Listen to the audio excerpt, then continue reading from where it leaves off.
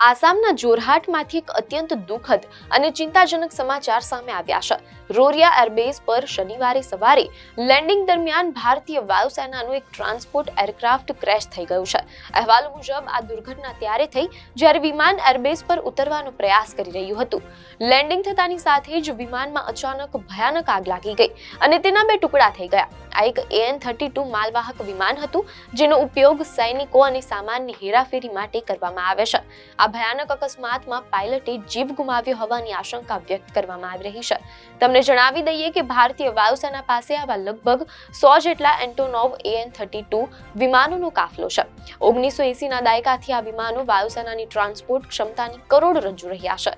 પહાડી, ગરમ હવામાન અને હિમાલય જેવા દુર્ગમ અને ઊંચા વિસ્તારોમાં પણ ઓપરેશન પાર પાડવા માટે આ મજબૂત વિમાનોને ખૂબ જ મહત્વપૂર્ણ માનવામાં આવે છે. લેન્ડિંગ વખતે આ ટેકનિકલ ખામી સર્જાઈ કે અન્ય કોઈ કારણ હતું તે તપાસ બાદ જ સ્પષ્ટ થશે. આવી જ ન્યૂઝ અપડેટ માટે ધ લોકસત્તા પેજને ફોલો કરો.